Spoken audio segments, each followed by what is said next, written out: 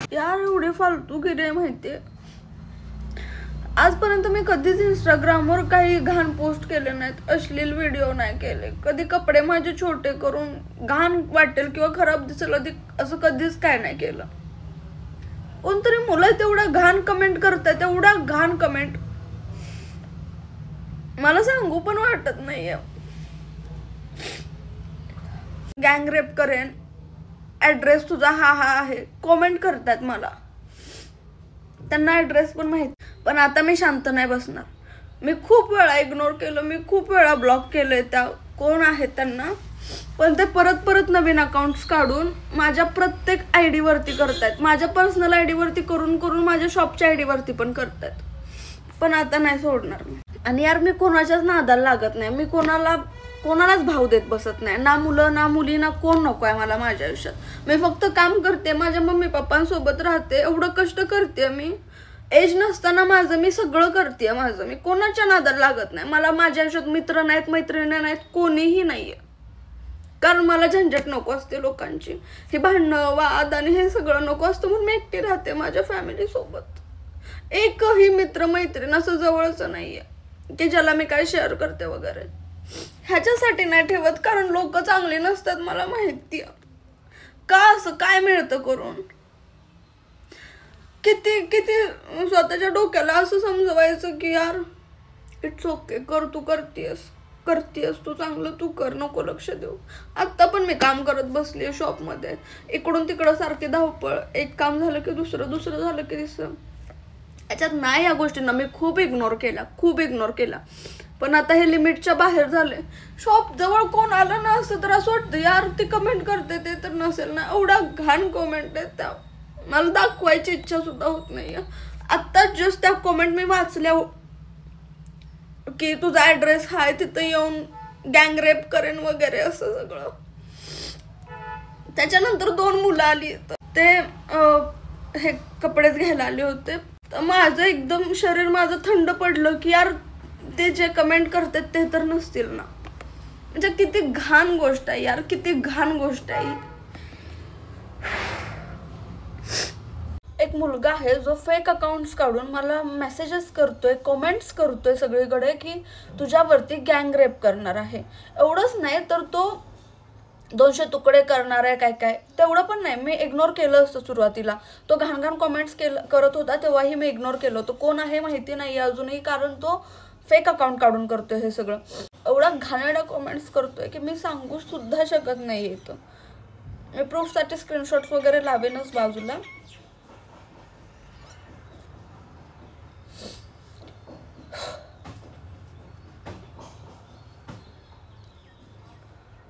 आज मी बोलतेय तसं बऱ्याच मुलींसोबत याच्यापेक्षा वाईट गोष्टी घडत असतील, पण प्रत्येकीजवळ धाडस नसतं बोलायचं. कदाचित आज मी बोलले तर मला काही लोक नावं सुद्धा ठेवतील.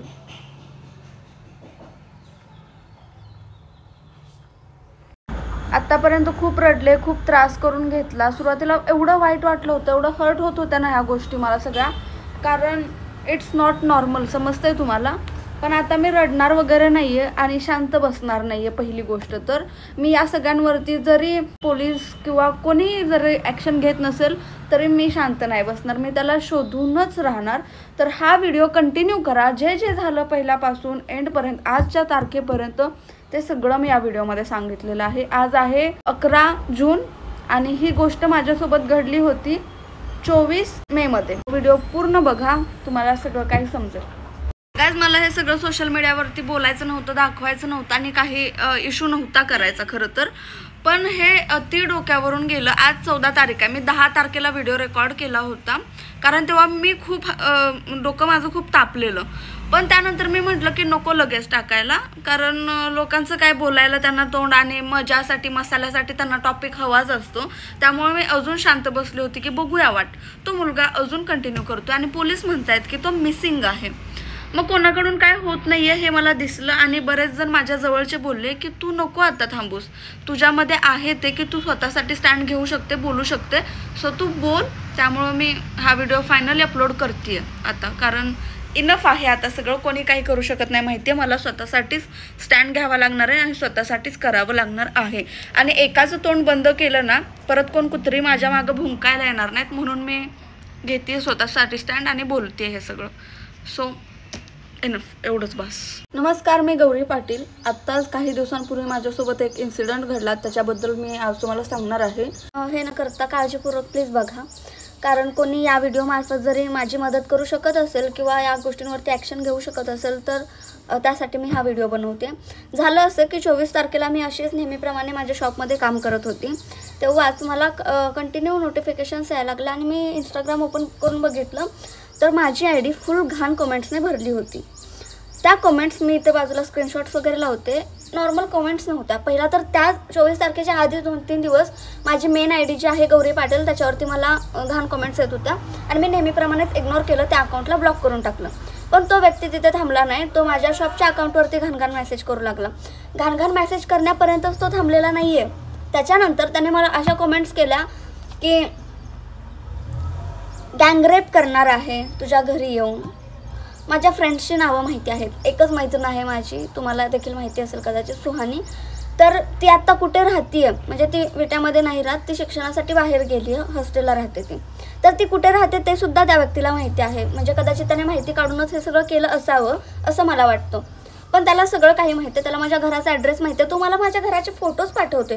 आणि एवढं सगळं होऊन देखील मी त्याला इग्नोर करू, कारण जेव्हा घाण कमेंट्स करत होता तेव्हा जर मी ॲक्शन घेतली असेल तर हे सोशल मीडियावरचे जे लोक मला बघतात ना तेच लोक मला बोलले असते की गौरी इग्नोर कर. कारण नेहमी मी अशा बाबतीत काही व्हिडिओज टाकला किंवा काही बोलले तर प्रत्येकजण मला हेच बोलतं की इग्नोर कर. अरे का इग्नोर करू मी? इग्नोर करण्यासारख्या छाटछूट गोष्टी असतील तर करेन देखील, पण ह्या व्यक्तीला माझा ॲड्रेस माहिती आहे. हा डायरेक्ट गँगरेपचे मला हे करतोय, बोलतोय आणि मी अजून पण शांत बसू. ते सगळं झाल्यानंतर माझं डोकं सटकलं. मी एवढी रडली. रडल्यानंतर मी एक व्हिडिओ रेकॉर्ड केला. त्यानंतर काय झालं माहिती आहे, मला फुल असं झालं की यार माझं कामं सुरू आहेत, मला घंटा फरक पडत नाही कोणाशी. मला माझं काम, माझी फॅमिली, माझं शॉप बस झालं, एवढंच माझं आहे. मग मला खूप राग आला, मला खूप वाईट वाटलं, कारण हा नेक्स्ट लेवल बोलत होता मुलगा. रेप करेन इथंपर्यंतच तो थांबला नाही. तो काय बोलला माहिती, तुझ्या आणि तुझ्या बहिणीचे 200 तुकडे करेन. आणि आता काही लोकांचे प्रश्न येतील की हा तुझंच कोणासोबत तर आधी काय तर वाद झाला असेल, हे झालं असेल, ते झालं असेल. भाई मी कोणाच्या नादाला लागत नाही. तर आणि जी बकवास लोक होती ना आयुष्यात, जी उगीच नको ते ड्रामे करायचे, त्यांना मी कधीच हकलून लावलं. नकोच, कोणच नको. सध्या माझ्या आयुष्यात एक मैत्रीण आहे आणि बाकी माझी फॅमिली इनफ आहे. माझं एवढंच आहे लाईफ माझी, ना मित्र ना मैत्रीण. आणि राहिला प्रश्न, काही जण बोलतात की मुलाचा कोणता काय विषय आहे का वगैरे, तर कॉलेजमध्ये वगैरे आता मुली आहेत म्हटलं, त्यात मी इन्स्टावरती असते, मी ॲक्टर आहे, तर मला भरपूर लोक करतात प्रपोज. मी नाही बोलले, इनफ, तिथंच विषय संपला. आता त्याच लोकांनी उठून हे केलं असेल असं जर कोणी म्हणत असेल तर एवढा टोकाचा विषय, कारण मी त्या मुलींसारखं नाही केलं की मारलं एखाद्या मुलाला की प्रपोज केलं म्हणून किंवा कंप्लेंट केली. मी नाही तुला म्हणजे हो म्हणू शकत किंवा काय, इथंपर्यंत मी विषय संपून टाकला. तो मुलगाही समजून गेले. असे बरेचसे मुलं होती, पण कोणी ड्रामे तेव्हा पण केले नाहीत. मग आता उठून का कोणी करेल?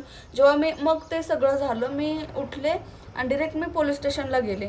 पोलीस स्टेशनमध्ये सगळं दाखवलं, कोणी सिरियस नाही घेतलं. मग तुम्हाला माहिती असेल, असं कसं तुम्हाला माहिती नाही, हे ते मलाच उलटे प्रश्न. बट ठीक आहे, त्यांचं काम असेल ते विचारत असतील, नो प्रॉब्लेम. मी सगळ्याचे आन्सर्स केले नाही सर. कोणी माझ्या लाईफमध्ये नाही आहे आणि कोणी मुलाचा पण विषय नाही आहे असा. मग कोणत्या मुलाचा विषय आहे का काय, तर असंही काही नाही आहे माझं. त्यामुळं मग मी सांगितलं सगळ्या गोष्टी.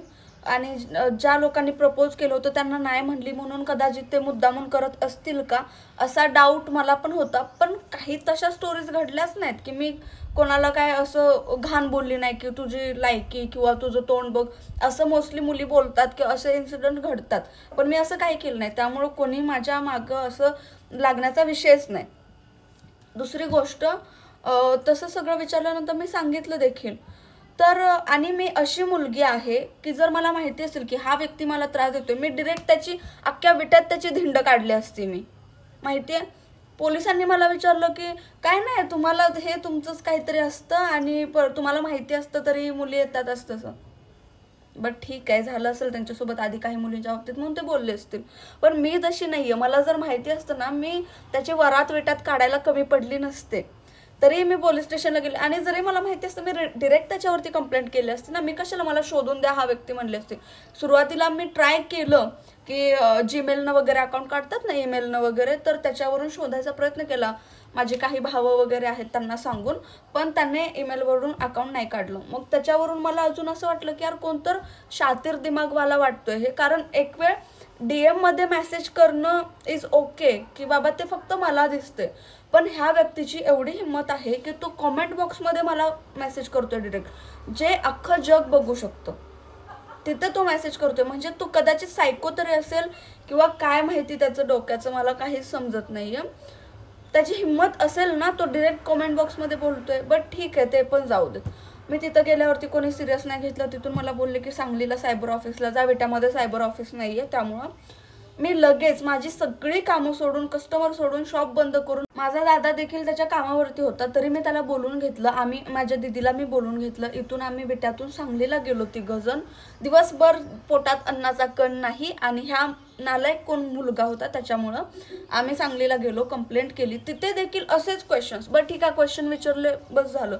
ते काय बोलले माहिती आहे, काय नाही तुम्हाला माहिती असणार आहे हे कोण आहे. असं कसं तुम्हाला माहिती नाही. अरे यार, माहिती असतं तर तुमच्याजवळ का आला असतो पैसे घालून, एवढं गाडी घेऊन इकडे आणि खर्च करून, ते झेरॉक्स काढा, त्या प्रिंटा काढा, एवढं सगळं तर आमच्या कोण करत बसले.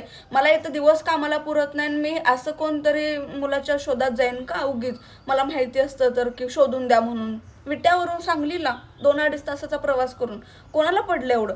बट ठीक आहे, तिथंही झालं तसं. त्यांनी माझी कंप्लेंट सुद्धा ऐकून घेतली नाही सायबर ऑफिसमध्ये. डिरेक्ट हा असं असं लिहून द्या. म्हणजे मी सांगते सर मला सांगू तरी द्या एकदा काय झालं. नाही तुम्ही लिहून द्या, मी सांगतोय. ते लिहिताना सुद्धा त्या जे हे होतं मी तुम्हाला साईडला दाखवते त्याच्यात त्यांनी सिरियसनेस ना काहीच नाही, अशी आयडिया आहे ती ब्लॉक करायला सांगा. अरे आमची कंप्लेंट काय ती तरी तुम्ही ऐकून घ्या ना. आम्हाला तो मुलगा समोर पाहिजे, कोण आहे तो. पण मी शांत होते कारण माझा दादा बोलला अशा लोकांना जर तू इथं मोठ्या आवाजात किंवा वाकडं बोलली तर ते काम करणार नाहीतच, उलट त्यांच्यासोबत अजून वाकडं. म्हणून मी शांत बसले, डोकं माझं थंड ठेवलं. त्यानंतर काय झालं, म्हणलं सर तो मुलगा आम्हाला हवा आहे समोर, अशी कंप्लेंट करायची हळू आवाजात. ते बोलले बरं ठीक आहे. त्यांचे व्हिडिओ कॉल्स चालू होते कोणासोबत काय, त्याच्यातून त्यांनी माझी कंप्लेंट ती लिहून घेतली. आणि तेव्हा मी विचारलं सर किती दिवसात मला समजेल, किती दिवसात तो मुलगा माझ्या समोर येईल. तर तेव्हा त्यांनी मला सांगितलं 2 दिवसात तुम्हाला सगळं विटाला आम्ही पाठवून देऊ पोलीस स्टेशनला, तिथून तुम्हाला कॉल येईल, मग तुम्ही जावा आणि सगळं काही सिच्युएशन ओके होईल. ओके, मला जरा बरं वाटलं. माझी इच्छा होती त्याच दिवशी मिळावं, पण असं नाही. मग म्हटलं की या टेक्निकल गोष्टींना लागतो वेळ, तर आपण वाट बघूयात. ओके, तिकडून मी आली विट्यावरून आणि जाताना माझ्या मम्मी पप्पांना सांगितलं. माझ्या घरचे खूप घाबरले होते कारण साहजिक आहे यार, आपल्या मुलीच्या बाबतीत कोणता बाप असं ऐकून घेईल, कोणत्या आईला असं वाटेल की एवढं घाण बोलतायत म्हटल्यावर. बरं ते पण झालं. तिकडून आम्ही आलो रिटर्न. माझे मम्मी पप्पा लिटरली रात्री मला बोलले की थांबव तुझं हे सगळं, आपल्याला सोशल मीडिया नको आहे, आपल्याला ॲक्टिंग नको आहे, तुला ॲक्टर वगैरे काय बनायची गरज नाही आहे, तुला शॉप तुझं चालवू वाटलं तर चालव, नाही तर ते पण बंद कर, आपण गावाकडे जाऊ. त्यावेळी माझी सिच्युएशन अशी होती की यार माझं आयुष्य संपलं इथे. हा कदाचित आत्ता काही लोकांना हे एवढं सिरियस वाटत नसेल, पण त्यावेळची सिच्युएशन होती तेवढी सिरियस. मग मी माझ्या मनाला विचारलं तू इथंपर्यंत कष्ट याच्यासाठी केलं होतंस. 5वी पासून मी घासतीये तेव्हा कुठं जाऊन मला 10वी मध्ये थोडंफार रिस्पॉन्स मिळायला चालू झाला आणि मला 10वी मध्ये एक प्रोजेक्ट मिळाला.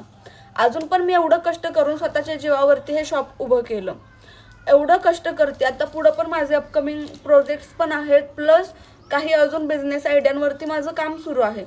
मग ते सगळं कष्ट मी अशा काही छपरी नालायक आणि घाणेरड्या मुलांसाठी मी माझं लाईफ उद्ध्वस्त करू, मी माझी कामं थांबवू आणि मी शांतपणे लग्न करून जाऊ कोणाच्या तरी घरी धुणं भांडी करायला.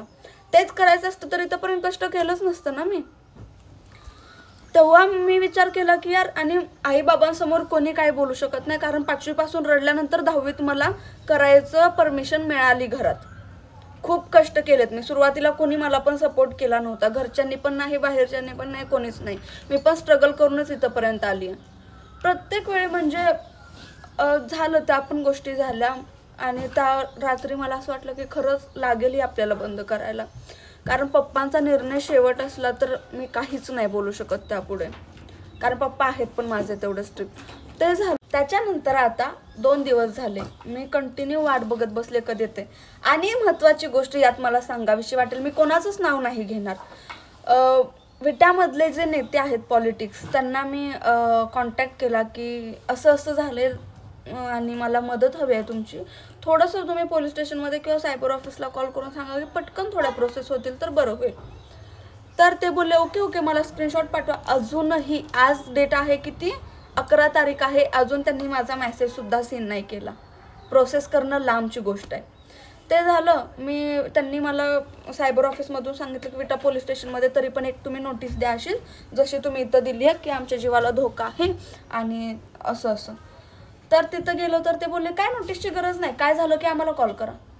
24 तास माणसाच्या हातात फोन नसतो कॉल करायला. ते पण जाऊ देत यार, कोणी सिरियसनेसनं घेतलं नाही याचं मला खूप वाईट वाटलं पहिलं तर. प्लस त्यांनी काहीच ॲक्शन, चिलमध्ये सगळेजण, हां काय झालं तर तुम्ही कॉल करा, तिथे नंबर आहे तो नंबर लिहून घ्या. म्हणजे आम्ही सामान्य नागरिक तुमच्याकडे येणार मदतीसाठी आणि तुम्ही हे असं ट्रीटमेंट देणार सगळेजण. ते पण झालं. तिथून मला खरंच खूप वाईट वाटलं.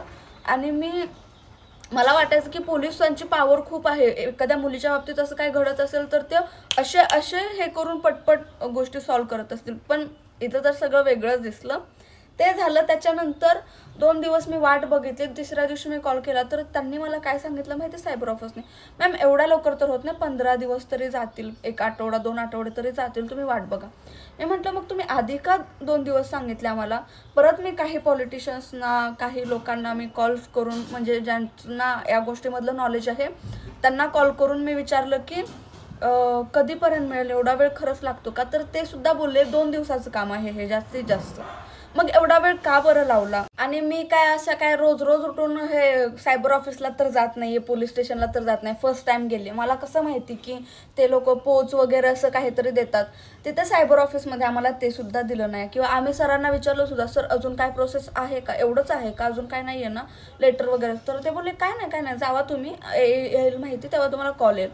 आणि इथं आल्यानंतर आम्ही ज्यांना कॉल केला, पुणे वगैरेमध्ये जे माझ्या दिदीचे पोलीस फ्रेंड्स आहेत त्यांना कॉल केला आणि विचारलं तर ते बोलले तुम्हाला पोच दिलाय का. म्हटलं पोच म्हणजे काय, तर असं असतं सगळं कळालं. तर आम्हाला पोच दिला नाही, काय नाही, की तुमची कंप्लेंट घेतली आहे म्हणून व्हेरिफिकेशन, काहीच नाही. तिकडून आलो. परत 2 दिवसानंतर विटा पोलीस स्टेशनला गेलो तर बोलले की अजून नाही माहिती आली. मी कंटिन्यू त्यांना कॉल करते तर ते इरिटेड होत आहेत कॉलनी माझ्या. मग तुम्ही सरळ माहिती तरी द्या ना, खरं बोला जे काही असेल ते. 24 मेला मी सायबर ऑफिसमध्ये जाऊन कंप्लेंट दिली होती. त्यानंतर त्यांना मी जेव्हा 30 मेला सुद्धा कॉल केला तेव्हा ते मला बोलले पाठवले तिकडे विट्याला, तुम्ही विट्यात पोलीस स्टेशनमध्ये जावा. मग मी जेव्हा पोलीस स्टेशनमध्ये गेले तेव्हा त्यांनी चेक केलं तर ते बोलले अजून नाही आले आमच्याकडे, त्यांनी आज पाठवले म्हणजे उद्या परवापर्यंत पोहोचेल. मग सायबर ऑफिसवाल्यांनी मला हे पण सांगायचं ना की आज पाठवले, उद्या परवापर्यंत पोहोचेल. मी पळत तिथे गेली पोलीस स्टेशनमध्ये, तिथून मला रिटर्न पाठवलं गेलं. त्यानंतर 30 तारखेला गेल्यानंतर 31 तारखेला त्यांना त्या मुलाची सगळी माहिती मिळाली. मग आता एवढ्या दिवसात काय झालं असतं तर बरं ठीक आहे, नाही झालं. 30 तारखेला नाही मिळाली, 31 तारखेला त्यांना माहिती मिळाली. तेव्हा मी कॉल केला की आली आहे का माहिती. तर माझीच एक तिथं आहे ओळखीची मुलगी, तिला मी विचारलं तर ती बोलली की हो आली आहे, पण आज प्रोसेसिंगमध्ये जाईल, साहेबांची सही वगैरे झाली की मग ती केस कोणाच्या तरी हातामध्ये जाईल, त्यांचा तुम्हाला कॉल येईल. ओके. मग मी म्हटलं तरी पण प्लीज पर्सनली थोडं लक्ष दे तू. तर ती बोलली ओके. मग मला 31 तारखेला मी परत कॉल केला तर ती ते बोलले की आज संडे असल्यामुळं कामं नाहीत होत. ओके. मी कसा बसा संडे काढला आणि सोमवारी म्हणजे 2 तारखेला मी परत कॉल केला. त्यांचा कॉल पण आला नाही मला. मी कॉल केला की सर काय झालं, त्या दिदीला कॉल केला, तिच्याकडून मी ज्यांच्याकडे केस गेली आहे ती त्यांना कॉल केला. तर ते बोलले बरं ठीक आहे, आम्ही बघतो आणि त्या मुलाला आता आम्ही नोटीस पाठवतो. त्याची माहिती त्यांनी मला दिली. त्याचं नाव आहे गणेश गोळे, पुण्याचं आहे, तिक्रूडमध्ये राहतो असं काय. तर मी ती पण इन्फॉर्मेशन तुम्हाला देते सगळं. त्यानंतर मग मी म्हटलं की आता बरं झालं. मी म्हटलं सर कधीपर्यंत तुम्ही बोलवणार त्याला. तर ते बोलले की आम्ही 2 दिवसात नोटीस पाठवू तिकडे आणि त्यांना बोलून घेऊ. मग मला वाटलं की आता आज माहिती आली आहे 2 तारखेला, 2 मेला मला समजलं त्याचं नाव वगैरे, म्हणजे मला वाटलं की आता जास्तीत जास्त 2 दिवसात त्याला इकडे बोलवून घेतील आणि जी काय प्रोसेस असेल ती होईल. तर तेव्हा काय झालं, मी परत 3 तारखेला कॉल केला आणि म्हटलं सर आज येणार आहे का तो मुलगा? तर ते बोलले नाही, 11 तारखेची डेट दिली. सिरियसली 2 तारखेला ह्यांच्या हातामध्ये माहिती आली आणि ह्यांनी 11 तारखेची डेट दिली. यामधल्या पिरियडमध्ये आता 3 तारखेला त्यांनी नोटीस तिकडं पाठवली आहे त्या मुलाला. म्हटलं एक 4 किंवा 5 तारखेला त्या मुलाला ती नोटीस मिळाली पाहिजे. 5 तारखेला त्याला जर समजलं की गौरी पाटीलने अशी अशी ह्याच्यावरती केस केली आहे, तो सायको मुलगा जर तिकडून 11 तारखेच्या आणि 5 तारखेच्या मधल्या दरम्यान त्यानं येऊन इकडं काय केलं तर कोण जबाबदार असेल या गोष्टीचा? पोलीस, सायबर ऑफिसमधली लोक का पॉलिटिक्स? कोण असेल? गौरी पाटीलच असेल. आणि मला काही लोक लिटरली अशी सुद्धा म्हणली की आत्ता हे लोक कोणीच तुझ्याकडे लक्ष नाही देणार, जेव्हा तुझ्या जीवावरती बेतेल ना तेव्हा ही लोक प्रोसेसला पटपट कामाला लागणार. आत्तापर्यंत जशा मुली मेल्या, जसं त्यांच्यावरती रेप झाले, काय काय झालं, अजून जस्टिस बऱ्यापैकी जणांना मिळालेलाच नाहीये. काय करतंय सरकार? काय करतायत लोक सगळेजण? मग हे आत्ताच नंतर काही जण, आता वैष्णवीची जी केस झाली त्याच्यामध्ये तिने पोलिसांकडे जायला पाहिजे होतं, तिने कंप्लेंट करायला पाहिजे होती, तिने आईबाबांना सांगायला पाहिजे होतं, हे करायला पाहिजे होतं, ते करायला पाहिजे होतं, असं लोक बोलतात. मग आता आज मी कंप्लेंट करते, मी आधीच पाय उचलते, तर माझ्याकडे कोणी लक्षच देत नाहीये. झाल्यावरती देणार आहात का मग लक्ष? पण ठीक आहे, अजून माझ्या जीवाला काय झालेलं नाहीये. माझ्यासोबत मी सेफ्टी नेहमी घेऊन फिरते. माझे भाऊ असतात, कोणीतरी असतं सिक्युरिटीसाठी माझ्या. पण काही ज्या मुली या फील्डमध्ये नवीन उतरलेल्या आहेत, ज्यांचे नवीन नवीन फेम त्यांना मिळतो आणि त्यांना यातलं नॉलेज नाही आहे, त्यांच्यासोबत असं ते तर सिक्युरिटी प्रत्येक जणांना घेऊन फिरणं पॉसिबल नसतं. मी बघितलंय स्वतः. माझ्याकडे पण बरेच दिवस नव्हती. नंतर मी अशा काही गोष्टी घडायला लागल्या की मी सुरू केलं माझ्यासोबत लोकांना. मी एकटी कुठे जात नाही. मग तशा मुलींसोबत घडल्यावर त्यांनी काय करायचं बरं? प्रत्येकाला आपल्यासोबत कोणाला तरी बॉडीगार्ड किंवा सिक्युरिटी किंवा कोणाला तरी घेऊन फिरता तर पॉसिबल नाही आहे. मग ते झालं. अजूनही काही पत्ता नाही आहे. आणि आज 11 तारीख आहे. आज त्या मुलाला बोलवायचं आहे इथे. मी पोलीस स्टेशनमध्ये कॉल केला, माझा कॉल उचलला नाही अजून. प्लस तो मुलगा अजून देखील मला कंटिन्यू मेसेजेस करतोय घाणेरडे. लवकरच येणार आहे, मी कामात आहे पण मी लवकरच येणार आहे असं बोलतोय सुद्धा तो. प्लस तो माझ्या घराचे फोटोज मला पाठवतोय. त्याच्याकडे जर आतापर्यंत नोटीस गेलेली असावी ना, नोटीस जर गेली असती तर तो भिवून शांत बसला असता की बाबा हिने आपल्यावरती लिगल ॲक्शन घेतली आहे, आपण आता शांत बसूयात. नाही, तो कंटिन्यू अजून करतोय. मग नोटीस खरंच गेली आहे का तरी? पोलिसांनी खरंच ॲक्शन घेतली आहे का तरी? असे 100 प्रश्न माझ्या डोक्यात आहेत. त्यात ज्या नेत्यांना आम्ही निवडून देतो, आमच्या विटा सिटीमधल्यांना, त्यांनी अजून देखील काही ॲक्शन घेतली नाही. आज 11 तारीख आहे. 24 मेला मी त्यांना कॉन्टॅक्ट केला होता. आजपर्यंत अजून त्यांनी मेसेजेस सीन नाही केले. मी नाव कोणाचंच घेणार नाहीये. ते बोलले हा ताई काय झालं की मला कॉल करा, तुम्ही घाबरू नका, मी आहे, कधी पण कॉल करा. आणि त्याच दिवशी मी सेकंड कॉल केला की मी पाठवले तुम्हाला फोटोज, प्लीज चेक करा. त्यांनी कॉल उचलला नाही. त्यांना मी बोलले की आता इन्फॉर्मेशन आली आहे, प्लीज आता तरी थोड्या प्रोसेस फास्ट करायला सांगा. काहीच नाही. म्हणून फायनली मला आज सोशल मीडियाचा सहारा घेऊन इथेच बोलायला भाग पडले मी. आणि इथेच बोलावं असं मला योग्य वाटलं. तर आता तरी बघू कोण काय करते का. नाहीतर तुमच्याजवळ तर मी सांगितलंय सगळ्यांना. तर किती जरी म्हटलं ना, कोणी काही करत नसतं हे मला समजले. आणि तुम्हाला माहिती आहे, जेव्हा त्या मुलीवरती रेप झाला हॉस्पिटलमध्ये, जस्टिस मागायला सगळे गाव गोळा झालं सगळेजण, तेव्हा मला असं वाटत होतं की यार, म्हणजे पोलिसांना तर घाबरलं पाहिजे ना सगळ्यांनी, की पोलिसांना खरंच घाबरलं पाहिजे. आत्ता मला कळते की का रेप होत आहेत, का अत्याचार होत आहेत, का एवढे गुन्हे होत आहेत. कारण कोणी लक्षच देत नाहीये. मग जे करतायत ह्या गोष्टी त्यांना भीतीच नाहीये कोणाची, तर का थांबतील या सगळ्या गोष्टी? आज मला समजते ही गोष्ट. जेव्हा माझ्यासोबत असं घडतंय आणि मी मदतीसाठी त्या लोकांकडे जाते आणि तिथं माझ्याकडे लक्षही दिलं जात नाहीये, तेव्हा मला समजते की या सगळ्या गोष्टी का घडतात. कारण मला वाटायचं की पोलिसांचा खूप दरारा असतो, खूप घाबरतात लोक. मी सुद्धा घाबरते ना, की काही झालं तर म्हणजे पोलीस आहेत आपल्या सेफ्टीसाठी, काही झालं तर पोलीस आहेत, त्यामुळं लोक घाबरली पाहिजेत. कोणी का हे गुन्हे घडतायत ना ते मला आज समजते. कारण पोलीस योग्य वेळी, पोलीसच काय कोणीही योग्य वेळी ॲक्शन घेत नाही. झाल्यानंतर करून काही उपयोग नसतो. त्या एका व्यक्तीचा जीव गेलेला असतो, त्याला तुम्ही आणणार आहे का रिटर्न ॲक्शन घेऊन?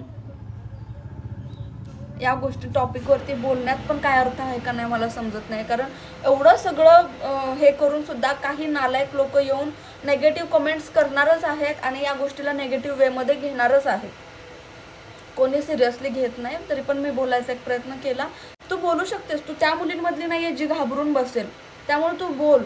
आणि आज जेव्हा मी बोलते तेव्हा बघू आता काय होतं इथून पुढे तरी, नाहीतर काय चालत राहणारच आहे त्या गोष्टी. उद्या काय झालं काय नाही झालं तरी लोक मलाच ब्लेम करणार. आणि अजून एक गोष्ट सांगते, मी आजपर्यंत सोशल मीडियावरती मी कधीही घाणेरडी पोस्ट टाकलेली नाही आहे, वल्गर व्हिडिओज नाहीत, वल्गर कॉन्टेंट नाही, किंवा बोलायचं तर खूप आहे, राग तर एवढा येतोय, पण की आजपर्यंत फॉलोअर्ससाठी कोणत्याही गोष्टींसाठी माझे कपडे कधीच कमी नाही झाले. ह्या गोष्टीचा मला स्वतःवरती अभिमान आहे की मी कधीच बाकीच्या लोकांसारखे माझे कपडे कमी नाहीत केले, किंवा पैशासाठी असो, कामासाठी असू देत, फॉलोअर्ससाठी असू देत, फेमसाठी असू देत, मी चुकीच्या मार्गाने कधी गेले नाही. त्यामुळे मी आज खंबीरपणे इथे उभा राहून इथे बसून तुमच्यासमोर हे बोलू शकते. आणि राहिला प्रश्न दुसरा, काही लोक म्हणतील हा कपड्यांचा काय विषय नाही, ज्याची त्याची चॉईस आहे. तरी सुद्धा जर चुकीचं काही करतच नसेल तर का उगीच चांगल्या लोकांच्या मागं लोक लागतात मला समजत नाही. ते सुद्धा झालं. पण आता मला बघायचं आहे आताची प्रोसेस. आता मी अजून एकदा पोलीस स्टेशनमध्ये कॉल करेन, तेव्हा बघूयात आपण काय होते काय नाही, आणि ते पण मी तुम्हाला सांगेलच.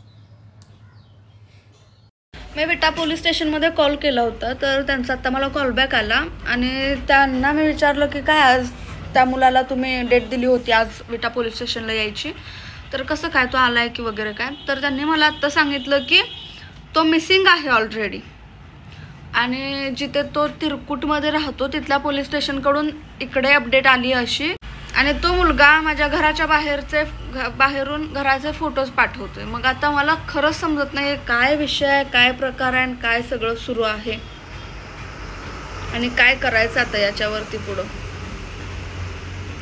सध्या तर मी सेफ्टीनं आहे नो डाऊट, पण 24 तास तर माझ्या पाठीमागं माणसं नाहीत ना फिरू शकत. आणि जेवढं सिरियस मी हे घेतेय तेवढं सिरियस असेल का नसेल हे पण मला अंदाज येत नाही आहे, पण मी सिरियस घेऊनच राहते सध्या तरी. बघूया मग काय होतं. अजून अपडेट जसे येतील तशा मी कळवेनच.